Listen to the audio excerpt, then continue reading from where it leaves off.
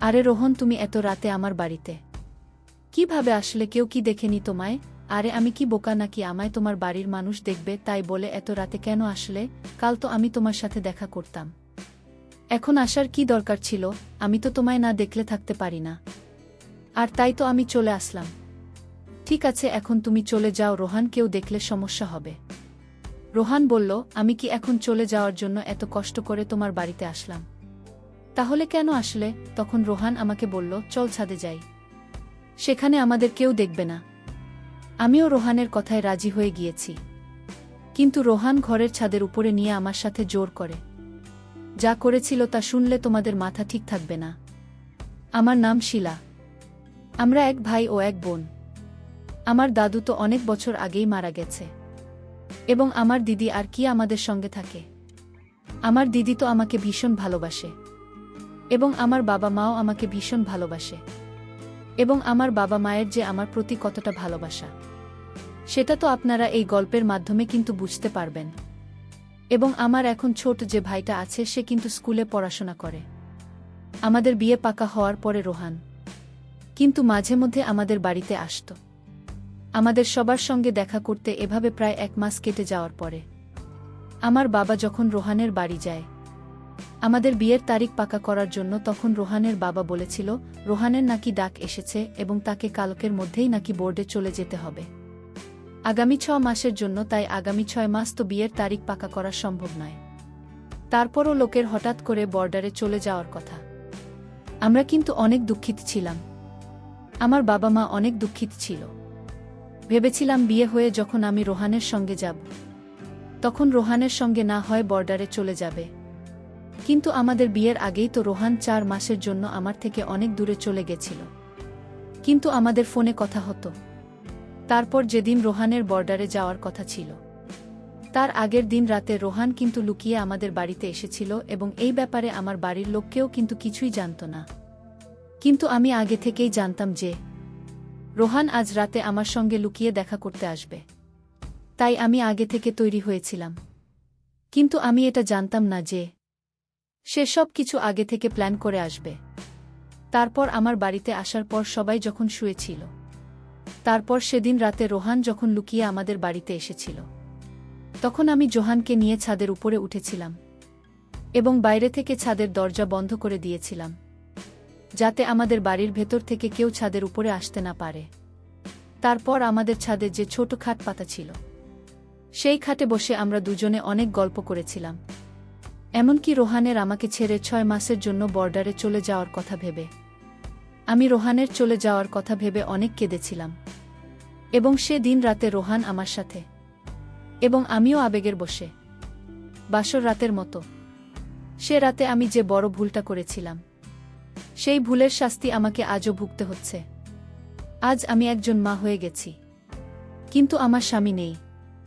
আমার স্বামী থেকেও, কিন্তু আমার স্বামী আমার বাচ্চার বাবা থাকতেও তার মাথায় বাবার ছাদ নেই।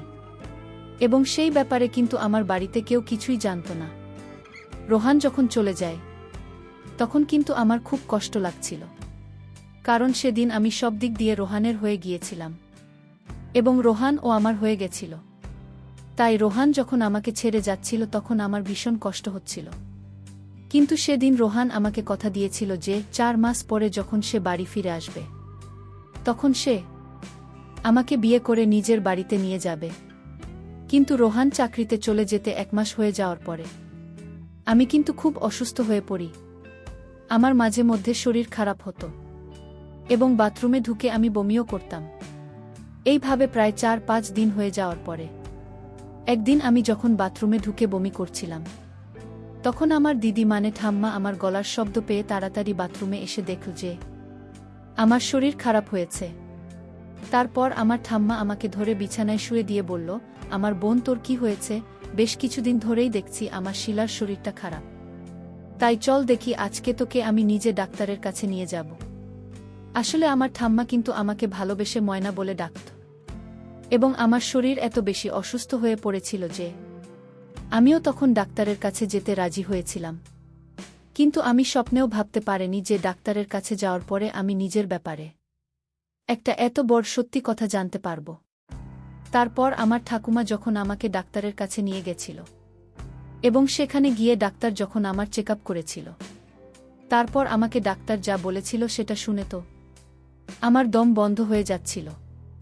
কারণ ডাক্তার বলেছিল আমি নাকি মা হতে চলেছি এবং সময় পেরিয়ে যাওয়ার কারণে আমার আর নাকি আরও সমস্যা হয়ে দাঁড়াবে।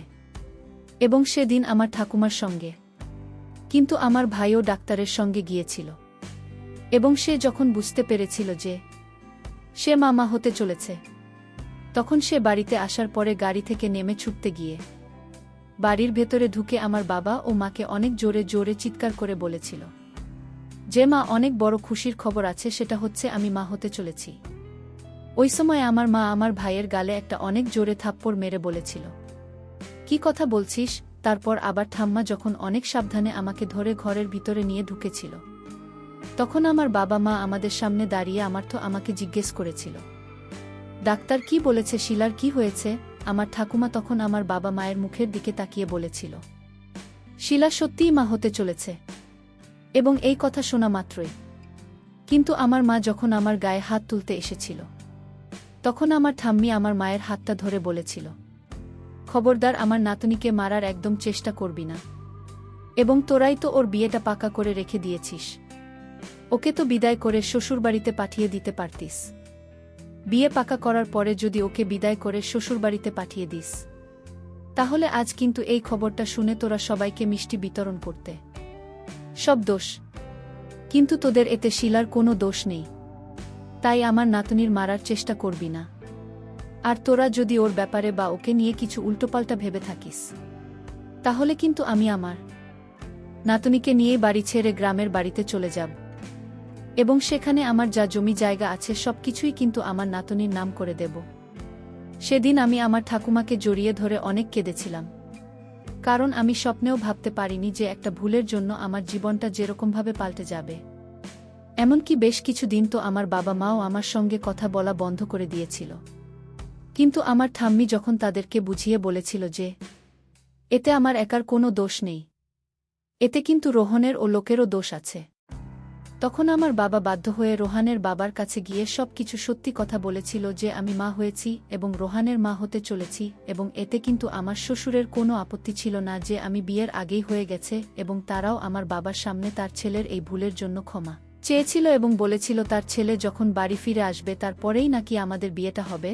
তারপর এভাবে 4 মাস কেটে যাওয়ার পরে ধীরে ধীরে আমার যখন শরীর অসুস্থ শুরু হয়, তখন কিন্তু আমার বাবা মায়ের দুশ্চিন্তা শুরু হয়, কারণ আমাদের বাড়ির আশেপাশের লোকেরা কিন্তু তখন আমার ব্যাপারে অনেক আজেবাজে কথা বলতে শুরু করেছিল এবং ধীরে ধীরে সবাই এটা জানতে পেরে গিয়েছিল যে আমি বিয়ের আগেই মা হয়ে গেছে।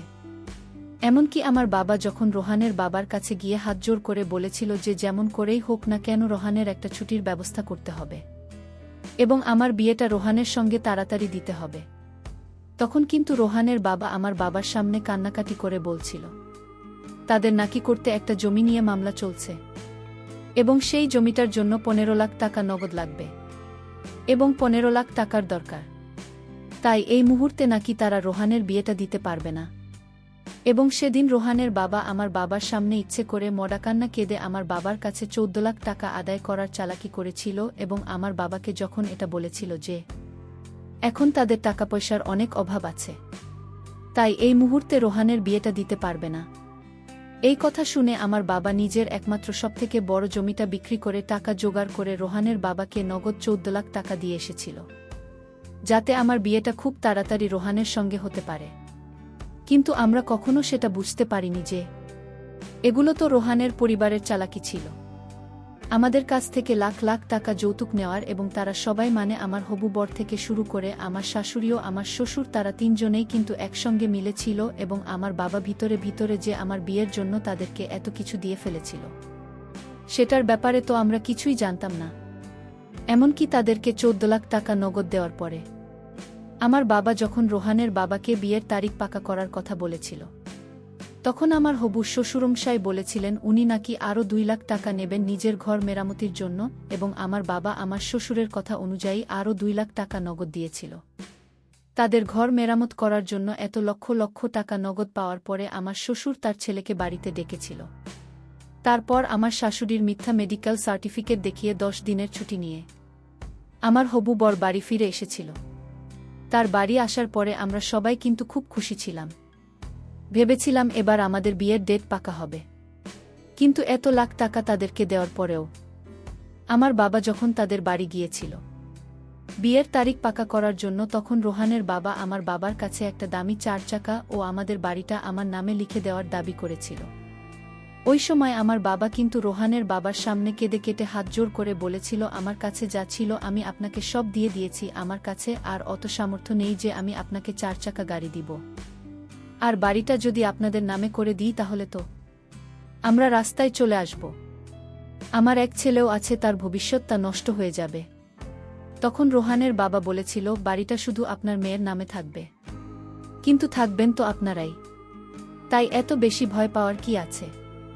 আমার বাবা যখন রোহানের বাবার কথা শুনে ওনার পা ধরে কান্নাকাটি করেছিল, তখন রোহানের বাবা আমার বাবাকে বলেছিল, আপনি যদি 4 চাকা ও বাড়িটা দিতে না পারেন তাহলে কিন্তু এই বিয়েটা কোনোমতে হবে না। এবং আমার বাবা যখন সেদিন বাড়িতে এসে আমার স্বামীকে বাধ্য হয়ে নিজের এই কথাগুলো বলেছিল, তখন আমি কিন্তু সব কিছু লুকিয়ে শুনে নিয়েছিলাম। এবং সবকিছু শোনার পরে আমি রোহানকে ফোন করে সবকিছু বলেছিলাম। তারপর রোহানকে বলেছিলাম সে যাতে তার বাবাকে বারণ করে যাতে আমার বাবার কাছে এতগুলো জিনিস না চায়। তখন রোহান আমাকে যা বলেছিল সেটা শুনে তো আমি অনেক বেশি আশ্চর্য হয়েছিলাম। কারণ সে তখন বলেছিল, আমি আমার বাবা মায়ের বিরুদ্ধে গিয়ে কোনো কিছুই করতে পারব না। এবং সেদিন রোহানের কথা শোনার পরে আমার আর কোনো কিছুই বুঝতে বাকি ছিল না যে রোহান ও তার বাবা মায়ের মতোই লোভী ছিল। এবং সেদিন আমি আমার বাবার চোখের জল দেখে বুঝতে পেরেছিলাম যে ওই রাতে ভুলের জন্য আমার বাবা মা ও আমার পরিবারের সকলকেই শাস্তি পেতে হচ্ছে। ওই সময় তো মনে হচ্ছিল আমি যেন নিজেকে শেষ করে দেই, তারপর আমার থামবে। যখন আমার কষ্ট দেখেও কান্না দেখে আমাকে সাহস দিয়েছিল। তখন বিয়ের দিন রোহান যখন আমাকে বিয়ে করতে এসেছিল, তখন মণ্ডপের সবার সামনে আমাদের যখন মালাবদল হয় তার আগেই কিন্তু রোহানের বাবা আমার বাবাকে বলেছিল, শ্বশুরমশাই এই বিয়েটা তো তখনই হবে যখন আপনি 4 চাকার চাবি এবং বাড়ির কাগজটা আমার হাতে দেবেন। তারপর ওই কথা শোনা মাত্রই আমি মণ্ডপ থেকে উঠে দাঁড়িয়ে বাড়ির কাগজটা আগুনে পুড়িয়ে দিয়েছিলাম। তারপর আমি যখন বাড়ির কাগজটা আগুনে পুড়িয়ে দিয়েছিলাম, তখন রোহান আমাকে বলেছিল, শিলা তুমি এটা কি করলে? আমি তখন সবার সামনে রোহানের গালে একটা থাপ্পড় মেরে বলেছিলাম, তোর মতো ছেলেকে ভালোবেসে বিশ্বাস করে জীবনের সবথেকে বড় ভুল করেছি। আমি তো সন্তানের মা হতে আছি বলে তোরা হুমকি দিয়ে আমার বাবার কাছ থেকে লাখ লাখ টাকা আদায় করেছিস। তারপর আমার হবু শ্বশুরমশাই আমাকে বললেন, এই মেয়ে তোমার মাথা ঠিক আছে তো বেশি বাড়াবাড়ি করলে কিন্তু আমরা এই বিয়েটা না করে এখান থেকে ঘুরে চলে যাব। ওই সময় আমার ঠাম্মি রোহানের বাবার গালে একটা থাপ্পড় মেরে বলেছিল, তোর মতো লোভী মানুষের বাড়িতে আমি আমার মেয়ের বিয়ে কখনোই দেবে না। এই কথা বলে আমার ঠাম্মি কিন্তু যৌতুক নেওয়ার অপরাধে পুলিশকে ফোন করে সবকিছু বলেছিল এবং পুলিশে আমার শ্বশুর ও আমার বরকে যৌতুক নেওয়ার অপরাধে গ্রেফতার করেছিল। ওই সময় আমি সমাজের লোকের সামনে নিজের মনের ভয় লজ্জা দূর করে বলেছিলাম যে আমি আমার সন্তানকে একাই মানুষ করতে পারব, আমার দরকার নেই এরকম লোভী জীবন সঙ্গীর, আমার সঙ্গে আমার পরিবার আছে। আমি চাই না যে রকম লোভী মানুষের ছায়া ও আমার সন্তানের উপরে পড়ে। আসলে সেদিন রাতে রোহান তার বাবা মায়ের কথা অনুযায়ী আমার সঙ্গে সবকিছু করেছিল এবং এটা তাদের প্ল্যান ছিল। কিন্তু আমার বাবা মাও থামি আমার সঙ্গে ছিল বলেই আমি এই কষ্টের দিনগুলো কাটিয়ে উঠেছিলাম। এবার দর্শকদের উদ্দেশ্য করে বলতে চাই, তোমরা যারা প্রেম করেন তারা কখনো ছেলেদের বিশ্বাস করবে না আর বিয়ের আগে কখনো কিছু করবে না, তাহলে তোমরা আমার মতো ব্ল্যাকমেলের শিকার হবে। তো বন্ধুরা, আজকে এখানেই শেষ করলাম। সবাই ভালো থাকবেন। ধন্যবাদ।